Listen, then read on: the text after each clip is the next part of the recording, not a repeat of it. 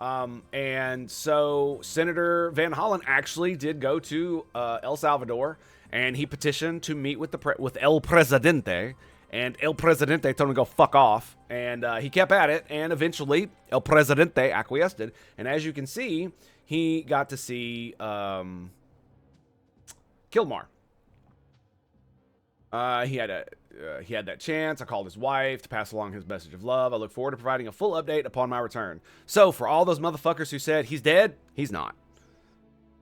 Sweet. Good. Good to know he's not dead. And he looks... I mean, he's wearing fucking clothing, so I mean, he looks like he's fine, I guess.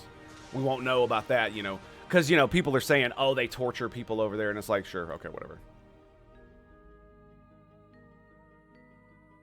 Because we don't know. And this is where... fuck. I need to look at my post. Let's see, where is it? Yeah, this is the one right here.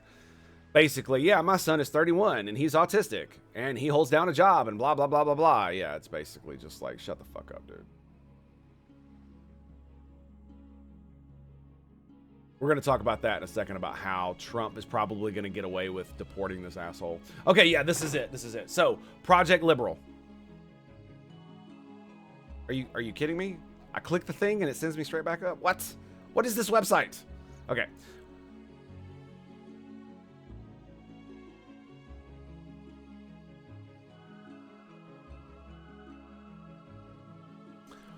This is why we can't have honest conversations about abuses of power, because everything is Nazis. This is the thing that freaking Destiny said about calling what's going on in Gaza genocide, especially at the beginning, is that there's no other place to go. There's nothing worse that you can charge them with. You're already at 150 fucking %, and the thing is about to fucking explode, okay? This is as far as it goes. It goes no further than this. And so and this is why nobody's believing you or listening to you. So when Trump admin obfuscates and deflects about how they violated the withholding of removal, I don't know how against the law that is, but they did violate it. Whether it was an administrative error or not, they did. And so we can't actually have an actual conversation about why this is bad, what its repercussions are, and how we could hold them accountable because of shit like this. Because nobody's going to fucking believe you, bro, because you've been saying it since 2016. And he's not fucking sending them to goddamn concentration camps. He's sending fucking MS-13 gang members to a max prison in El Salvador, and he's sending everybody else the fuck back to where they're from. And I would like to point out that Mr. Garcia, I think that's his name, is it? Excuse me, Kilmore. I can't fucking remember. What was his name? Yeah, his name is Garcia. Okay, Garcia here might not be an MS-13 gang member, and I feel sorry for him if he's not. But he has been associating with them. We know he has, as far as the police report goes. If you don't believe the police report, that's fine. That's cool. I mean, but it's like one of these things. It's like when the system agrees with you, you support it. When it doesn't agree with you, you call it shit, and it's not right. It's like, okay, sure. What was I going to say? Oh yeah, so there's no other place to go other than this. But I would like to also point out that this man is a citizen of El Salvador. This is the country where he's from. So now that he's there, the United States has no power in that country to bring him back to the United States. Unless if the El Presidente says, sure, you can have him. Then we can take him. Then we can bring him back to the United States. We can put him before a judge. We can strip the removal order legally. Then we can deport his ass again back to El Salvador. So unless El Presidente acquiesces to an American request to actually give this man over, we have no legal recourse other than to use power politics. You know, the things we shouldn't abuse and use against countries, because, you know, especially when, man, this is gonna be fucked up. It really is this shit right here that makes me think that these dumbasses really do want a guy like El Presidente. It really does. And I'm going to explain the reason why. The biggest thing is that what happened in El Salvador? What happened? All right, let's lay it out. So crime got so bad. If it's not industrialized mass slaughter, it's not genocide. It's Gaza, it's a war, it's messy shit because it's war, deportations. Yeah, Amazing Barrel. And the thing about it is that you could go even further and be like, look, it is really bad. It's not just war. Israel is doing a bunch of dirty shit. They're lying fucking out of their fucking teeth and all this other stuff, and a lot of that shit's true. So, but again, if you're already at genocide, them lying through their teeth and murdering a bunch of ambulance workers, there's no more moral weight you can put on the condemnation. They're already genociders.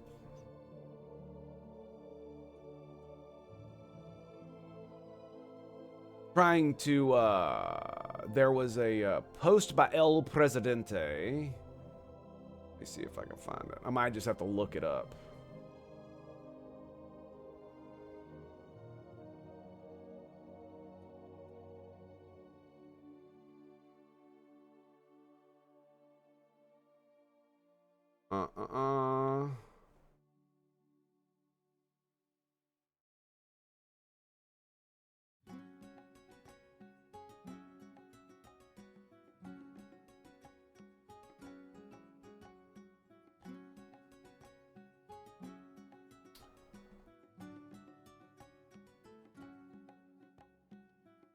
So yeah, the El Presidente made a statement that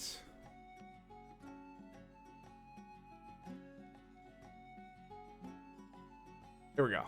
Yeah, I should have just searched for it like a dumbass. What am I doing? He made a statement about Gomez. Now that he has been confirmed, yeah, here it is.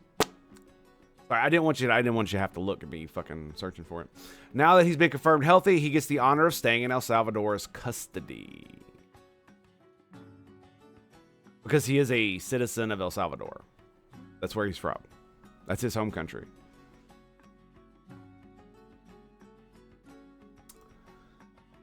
Hey Tango, you ever had the misfortune of scrolling through Blue Sky where the left has full control? Yeah, all the crazy lefties, they have segregated themselves off on Blue Sky. Yeah, I often see videos from the crazy shit at Blue Sky. So you know how bad they call this guy, Kelly? How bad they say he is? They want a man like this. I really do believe that the left really does want a man like this. Because they keep doing shit like this. Because what is the outcome of allowing gang violence, criminality to go out of hand? You get a motherfucker like this. This is what you get. I want you to listen. If you allow, especially unauthorized migrants, to just commit crime and not suffer the consequences and burden the people of the United States with not only their criminality, but the cost of having to, how should I put this so it's as good as possible? To have to suffer through the fact that these people, while they do deserve human rights, need to be just mass deported. That's what people want, right? How can you not know that if you don't fix this fucking problem or allow it to be fixed, then you'll get this motherfucker here. You'll get this guy here. Why? What happened in El Salvador? Crime got out of control. So what do? They elect a very handsome strongman. Yes, with an amazingly magnetic personality. Yeah. Scary as fuck, ain't it? So why are you still allowing the conditions that will make such a thing manifest? If you think Trump's bad, you haven't seen shit yet. The man, the admin violated a withholding order, right? That's not the worst thing in the world. Is it bad? Sure, it fucking is. and they should be held to account for it. But it's not the end of the world. The Supreme Court decision, they're not defying it yet, so far as I can tell. And one of the main reasons is it needs clarification on the language. And once it gets kicked back up, then they'll probably rule on it again. But again, what does facilitate mean? That does not mean we can fucking roll up into El Salvador with fucking tanks and snatch his ass. That means that what the Trump administration should be doing is asking El Presidente for him back. I believe that's the extent of how much the president of the United States can facilitate, is it not? Now, you could say that Trump could use his presidential executive power to, I don't know, fucking put sanctions on El Salvador or put a military blockade of the country. But do we really want to go that far for this? Is that really where we want to go for this? Because you're going to have to justify to the American people why we're doing it for this, right? You've already gone too far. There's no further to go. Your condemnations cannot get worse than this. So basically anybody who's not already on your team is not really fucking listening to you, dude. You have lost the ability to persuade, and you are now memeing for your own side. That is what this is. And it's exhausting. Like I've been like, ever since I got involved in politics, the left has called every person on the right a fucking Nazi and a fascist and the next Hitler, and always alludes to 1930 what the fuck ever. I'm curious about how long until we get a real dictator. I'm guessing the U.S. will eventually get a right-wing military dictator similar to Caesar if the left and the right keep going back and forth with this insanity. Maybe. I'm hoping that now that the news is so available, even with all the misinformation, that what it'll more cause is a faster, the pendulum will start swinging faster. I don't know if that's gonna like knock it off its hinges or if it's gonna make it like harmonize. Because if you make bad decisions and you immediately get shit on in the next election really hard because there's so much information out there, because let's be real, like misinformation is a problem, but the vast majority of people who are politicos already know who they're voting for the most part, right? Almost everybody who considers themselves blue team is going to vote blue team. Almost everybody on red team who considers themselves red team is going to vote for red team. It's all the gigantic fucking normie people in the middle that they're fighting over. And with the massive amounts of information available, even though much of it is misinformation, if this causes political swings due to bad behavior, then maybe, perhaps, we will get a more responsive democratic government, because in the past, information was still so slow, right? Because it wasn't the fact that you couldn't get a hold of it, right? Back in the past, you had like 3 news channels in the United States. And then once cable news TV took out, now you had 10 channels, but they were just 24-hour news channels that said the same shit over and over and over again.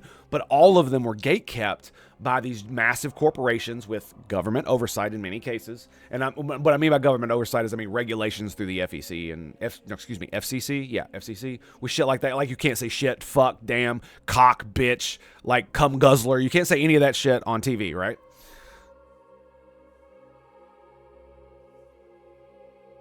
But they were able to gatekeep not only information, but also because there was only so much broadcast time, even with more channels, the bandwidth of information transmission was still fairly low, because to be able to get on one of these networks, you had to be like a famous person to begin with. And even if you did get on one of these shows as a relatively famous person, when you were asked about a question, you maybe got 2 to 5 minutes, right? At most.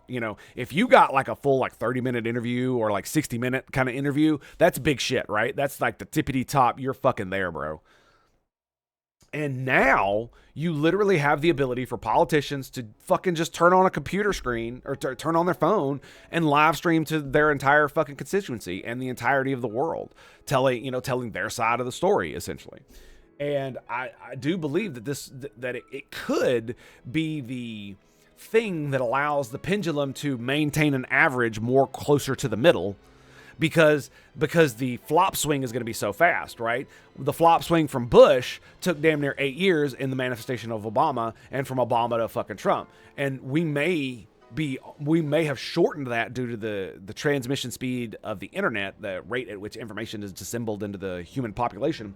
We may have shortened that to shorter than the midterms in like 20 years.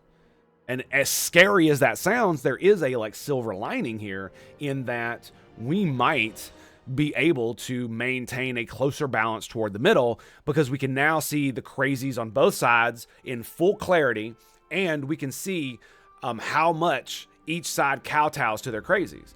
And what I'm hoping is that even though people fucking go crazy on the internet and people get into these like echo chambers and stuff, what I am hoping is that the visibility of kowtowing to extremist rhetoric outside of the normie Overton window, not the Overton window, the normie Overton window, you know, from college bros to just regular everyday people, that it will allow them to at least somewhat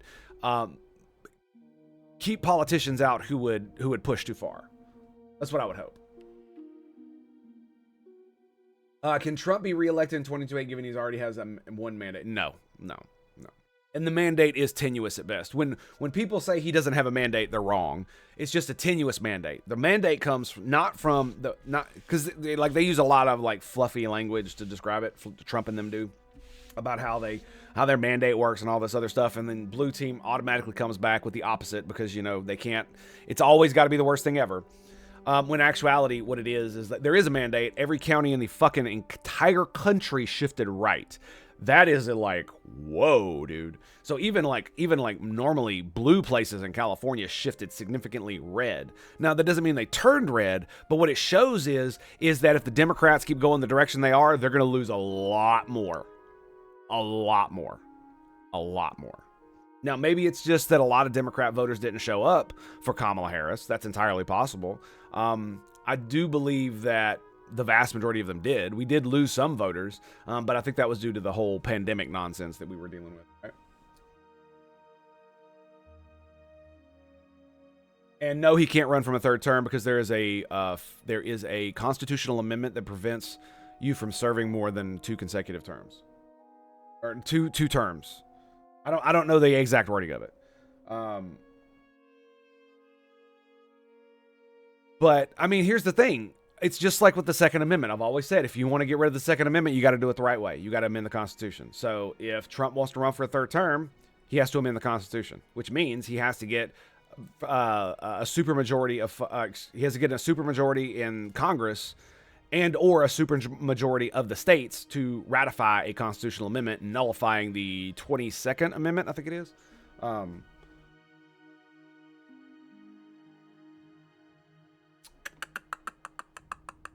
Let me pop this up. What is the...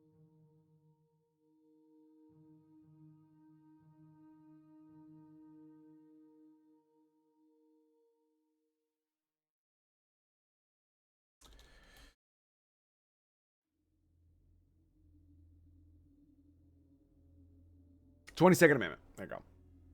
Ratified in 1951 that states no person shall be elected to the office of president more than twice, and no one who has served more than 2 years of a term to which someone else was elected can be elected more than once. So if like Trump gets shot and Vance takes over right now, he can only be elected one more time.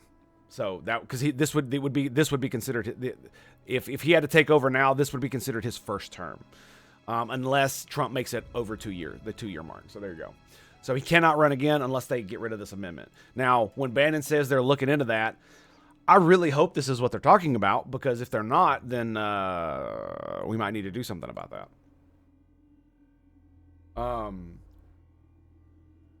Of course, the left doesn't need to go anywhere.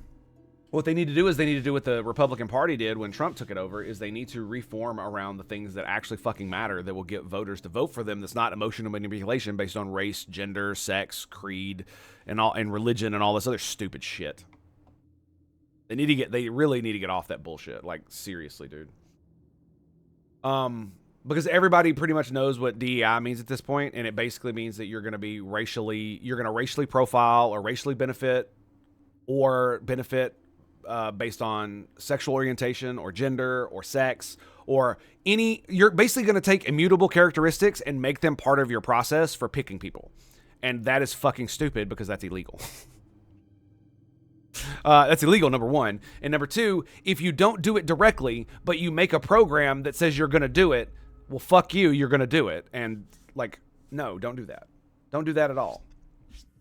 Absolutely not.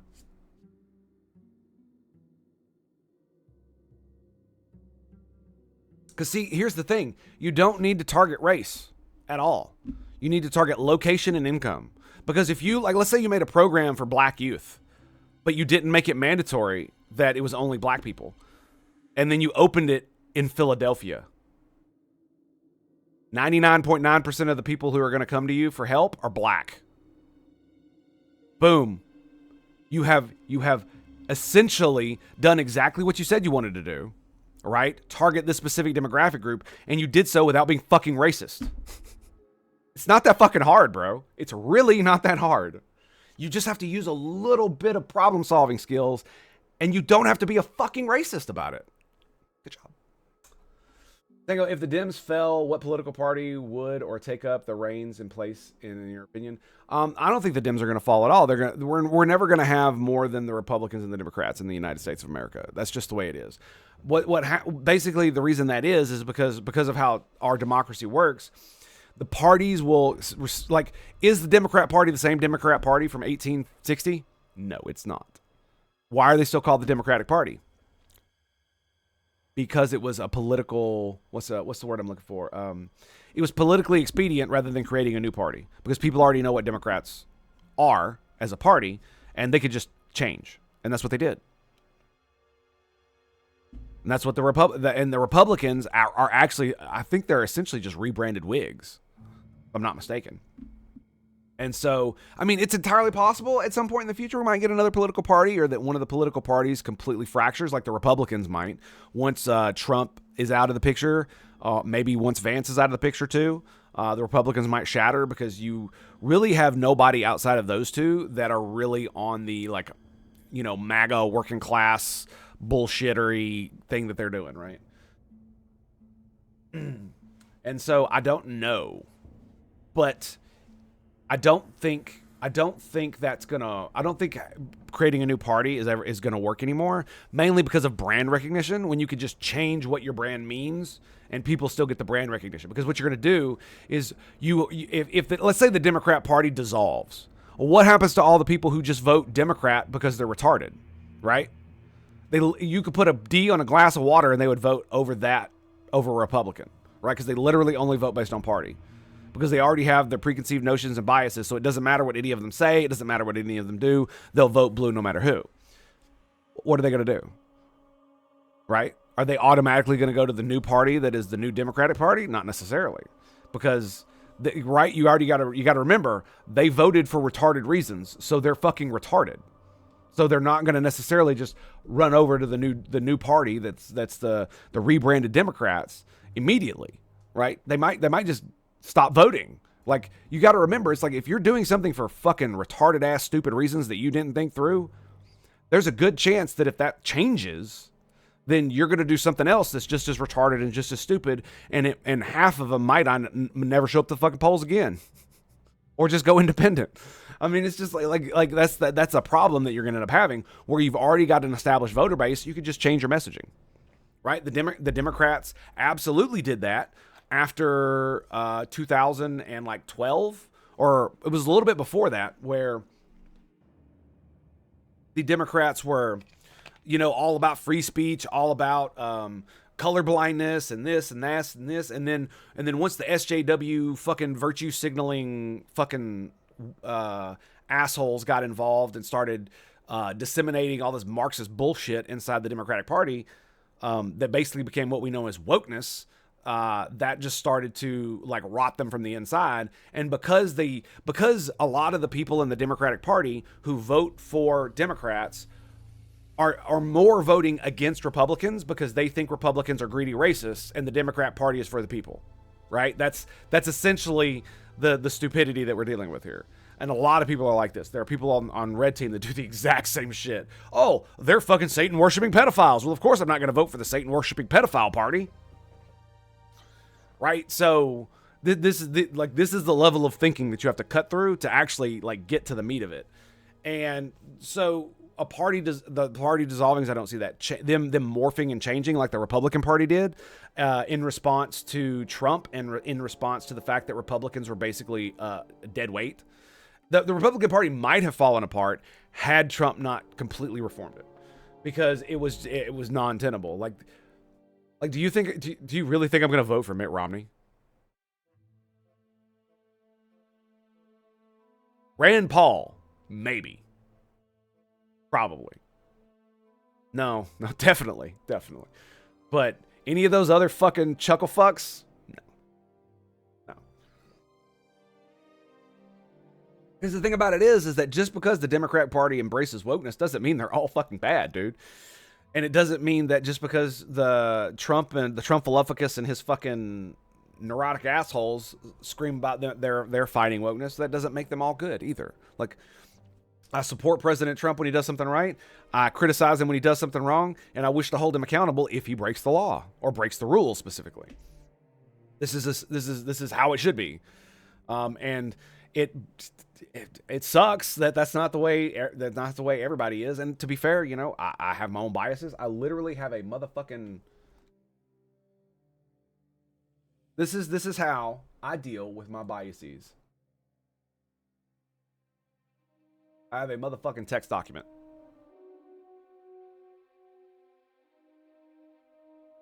And the more biases that I come out with, the more I realize that I have them, the more I'm going to write them down so that I'm not like walking down a path that's retarded. I'm already retarded enough. I don't need to go full bore, dude. Know what I mean? Know what I mean, Vern?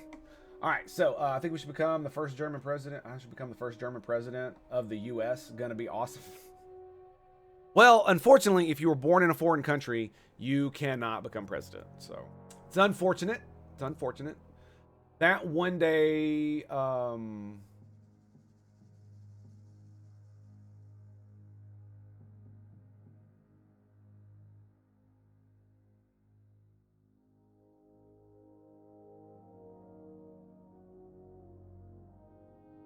like, this is the thinking. I got to show this. So Connor, my boy, Counterpoints, asked this question on April 16th. No matter how you slice it, a man with no criminal record was sent to a supermax prison in El Salvador against the orders of the court. That's not true. It's not against the orders of the court. There was a withholding of removal order, so it violated that order. I guess you could say that, maybe. I don't know. The glee with which Republicans loathe the rule of law is repulsive as cancer. And I said, how do you remedy the situation? If the president of El Salvador won't give him back, do we invade, install sanctions? And Connor, being a man of good repute and thoughtfulness, replied with a very good one. We suffer. And then, you know, this is a man who thinks. Now, let us look at a man who does not think. This is bullshit. Trump and Bukele are on good terms. Trump could just ask. That doesn't mean he'll say yes. Trump admin was able to get Andrew Tate into the country. Irrelevant. He wasn't a citizen of El Salvador, deported from the United States to El Salvador. Yes, he was able to get him in the country. Okay. Trump's hands are not tied. He's choosing not to. I actually do agree with this part. I believe because Trump, to facilitate Dude Bro's return, he should be asking El Presidente. So it's one of those things where it's like, yeah, that part is absolutely true. It's a hypothetical. It's how hypotheticals work, mate. Again, if El Presidente says no, can the executive actually do anything about it? Making excuses as to why he should be able to do it is fine, but it misses the point. And here's the response. If you're just asking hypothetically, one, large sum of money to Garcia's family.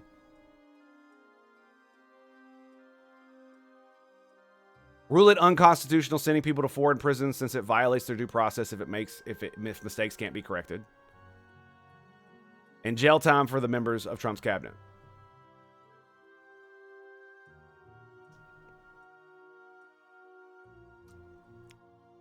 So, I am asking, how do we get the man back if El Presidente won't give him back? And this is his solution. You know, if it's ruled that he shouldn't be, like, here's the thing.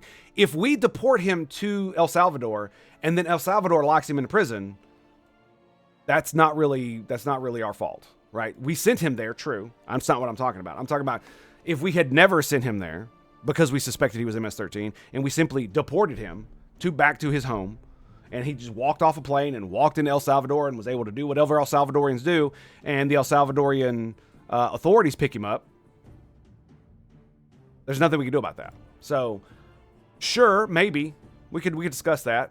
Rule it unconstitutional. I mean, technically, it's unconstitutional for Trump to not to abuse his power, or to exceed his power in the realm that the courts have power. That's the best way I can put that.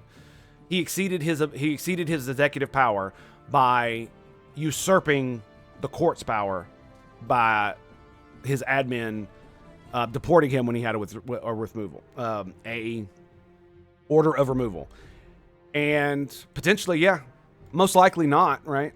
Because that's not how any of this works. But sure, whatever. And this is how they should be held accountable. But again, this was not the question. He answered the wrong question on both of them. I like pancakes. You must hate waffles. So yeah, we're probably gonna move on. This is just one of these deals where like I said, it really does feel like they want an El Presidente in the United States of America. Because here's the thing. It's just like with Doge. The Democrats could have done a persuasion bomb that took Trump out at the knees, right? And it was be like, okay, the American people have spoken. They want mass deportation. So let's, as the Democratic Party, join with the Republicans to provide oversight so that we can make sure mistakes like this shit don't happen. Like that's like your crazy, racist, sexist base is going to fucking hate that. But you'll actually be able to protect these people. You know, you'll do the thing that you say you want to do and protect them. Or at least try. But you screaming into the wind while it goes on is not going to protect them. That's not gonna work. And what it is going to do is it's going to put you on the opposite side of what El Presidente's done in his country, where now children can go on the playground without fear of them being accosted by gang members. Women can go out without being raped. The crime has absolutely plummeted because mass incarceration does actually work.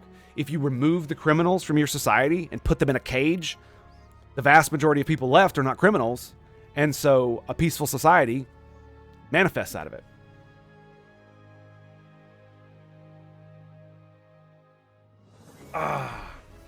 That doesn't mean that they should be denied their due process rights, but it is one of these things. It's like, if you have an existential crisis, civil rights are out the fucking window, and we all know it. Ukraine is the perfect modern day example, and they declared martial law. They don't hold elections. They instituted a draft for all male people. Like, if you dodge that draft, they will literally come and fucking arrest you and take you. That's what I've seen. So that's what a draft is, right? That's what we did here in the United States. I would expect Ukraine to be as pragmatic as those people are. I would expect them to do exactly the same thing that we did. You dodge the draft, we'll fucking come pick your ass up. You want to lay on the floor, we'll throw you in a jail cell. Simple as. Doesn't make it right, but that's the way it is. And we all acknowledge that that's what happened during the American Civil War. Civil rights were suspended by Abraham Lincoln because, well, he kept the country together, and we celebrated. We built a goddamn gigantic fucking 30-foot statue of him in Washington, D.C. with him sitting on a goddamn throne. The Great Emancipator, he is called. That's what tyrants who win get. Remember that. Remember all these people who talk about rule of law. The United States has never been a law and order country. It's always been about power. Every political party has always been about power. It's the fact that we have the constraints on the system that we do, that we're able to balance it in such a way that it gives us the democracy that we have, the republic that we have. Because if you look back in history, every single politician is making power plays left and right, and almost all of them think they're doing the right thing, and they're doing the stuff that they do in TV shows where it's like, oh, you know, if I have more power, I could do more good. So if I lie this one time, it's okay. And then that lie leads to another lie, and this abuse of power leads to another abuse of power, just to get things done. And that's essentially what the Trump admin is doing. They're following that. We're doing the greater good. So this administrative little hiccup thing. I mean, yeah, it was a shame he got violated, but he got deported. And the thing about it is that As soon as I found out that Trump violated that, what I really was on board was like they send an immigration judge and all the court and all the things that are required for United States court, send them to fucking El Salvador and give him his fucking hearing there. You know, Ixay Padace, American soil. You know, this little square is American soil now. Boom, give him his fucking trial, strip him of his withholding of removal, and fucking hand him back over. Boom, now you've done it legally. I don't know if you can actually do that. That's just me being a shithead, right? So, I feel like Western Europe, anyway, they want to ruin Russia and don't care if it also ruins Ukraine. Turns unstable, it almost will go downhill, so I'm worried Ukraine may be fully failed state like how Afghanistan failed. I don't see that, necessarily. I think Eastern Europeans will somewhat care and feel bad for the ones, but Western Europeans don't mind screwing over Ukraine to get Russia taken out. Yeah, definitely. I 100% agree with that. And I'm not going to lie, I kind of don't either. And it's not that I don't mind screwing them over. It's not that. It's like they're willing to fight. They're willing to fight as a nation, as a people. Not all of them, but a good portion. And if they're willing to fight Russia, and Russia is our enemy, it is. It is a state that exists in a form that is unacceptable in the modern day, in my opinion. It is essentially a mafia state, right? Run like a government. So if Ukraine wants to fight, then I don't really see a problem with it. Now, at first I did have trepidations about sending them money, but once I found out about the treaty we signed with Russia and Ukraine, they would give up their nukes and we would protect them. At that point, I'm just like, well, it's like this.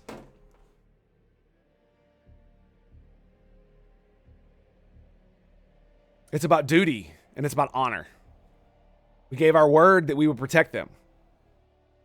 They are weak and we are strong. And so it is the duty of the strong to ensure that the weak are not taken advantage of. I mean, and the reason I put on the ball cap is because it's essentially that. Like this is highly informed by my sense of honor and my military service, right?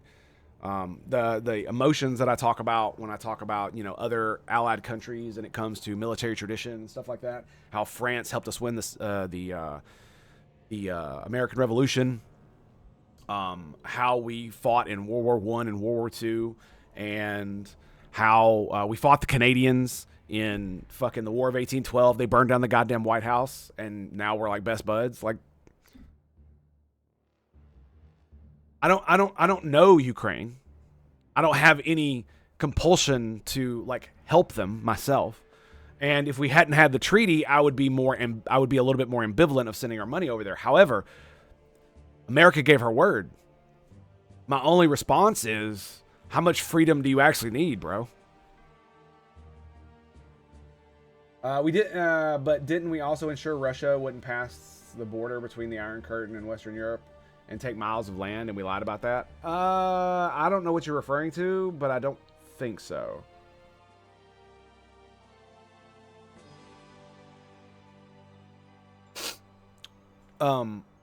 And could Russia fall? Yeah. And it would suck, probably. But Putin isn't going to be alive forever. Right? And so we're on the precipice of a real change that might be coming to Russia in the next 10 years. Right? I don't know how much time he's got left, but I mean, could he live another 30 years? Sure, he probably could. But like being a dictator post 70 in a place where everybody wants your fucking job, like, I don't know, man. I don't know. And not only that, if he continues to purge competent people who might be able to kill him, then essentially you're just going to have a state run by incompetence. Incompetent. What China would do if Russia would fall? I imagine they would take part of Russia. I have no doubt they would conquer the part directly above them. But I mean, there's like 5 or 6 different states inside the Russian Federation, big states. They obviously they would probably fracture. And God knows what would come out of that. But again, my point here is that it really does feel like they want a new El Presidente because these problems need to be addressed. You're screaming about Trump breaking the rules. I agree Trump broke the rules. We should hold him accountable. Okay. But we still have a problem. We still have 10 to 20 million people in this place that they're illegal, and they're not integrating, right? They are bringing with them this immigration surge has brought with them countless amounts of criminals, and all of the safeguards that have been screamed about by everybody who wants a safe border and a safe United States away from criminals, but allow, immigrants to legally migrate here who are not going to be criminals and are not going to be on the dole to come here. The vast majority of Americans are 100% okay with immigration, period. But it needs to be legal, and we need to make sure we're not letting in terrorists and criminals. It's not that fucking hard, bro. And the fact that there's nothing, like the left is doing nothing. This is what they have right now. Blue team, this is all they're doing is screaming about this. They have no other argument because there is no other argument because these things are happening, right? These bad hombres are doing some really fucked up shit in our country, and they have no way to address it because their entire stance is they just don't care about illegal immigration. They want as many migrants here as possible, and they don't care if MS-13 and all these other fucking gangs follow them here. It appears that they don't because they're not doing anything about it. They're not taking care of the problem. And so if you allow the situation to get bad enough, you will get El Presidente. You will get his ass. That's why El Salvador has El Presidente, is because they allowed crime to get way the fuck out of control, right? And they never had it as good as we did. El Salvador's never had it as good as we did. They're not a rich ass first world country like we are. You think if fucking crime starts running super rampant in the streets everywhere, not just in a few major cities, if it starts getting even worse, which it probably won't now because, well, look at what's happening. If you think it were to get worse, you wouldn't get something much worse in response because that's exactly what's going to happen. Because all the poor people who are going to be scared of the gang members are going to vote for the guy who says, I'm going to lock up the gang members.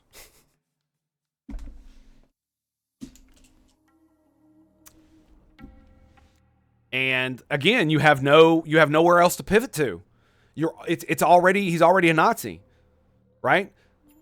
So imagine he actually solves this problem. They're still going to be screaming about this. This is what they're going to be saying if he actually solves the problem. No matter how many rules he breaks, if he actually solves the problem, the people will support him. And this is exactly what I was saying about this is how he survives this ordeal. Is that, yeah, you know how he gets away with this? If facilitate only means that he has to ask the president of El Salvador not demand or punish El Presidente if he says no. Probably not, but I think it might be the play they're going to make. I do. And if they keep harping on stupid shit like this, and I know it's important that he doesn't break the rules, but when you make this your only fucking argument, if he actually fixes it, you're going to look like shit. And if he's not able to fix it, the people who say they are going to fix it next time, they're going to use this as evidence that you don't care about the people. And a lot of people are going to fucking believe it. Remember? Kamala Harris is for they, them, not you. Remember that? Do you remember that? Because the next guy who's worse than Trump is going to use this to beat you over the head with. Because it's your only fucking card. It's your only card. When we need to fucking solve the problem. If the blue team would just wake the fuck up and be like, look, there is a problem that was created by lax immigration and we need to get it fixed. Okay? If you fix it, then Trump doesn't have the card anymore. You could take it away from him. But that requires you to do hard shit. And this is a lot easier.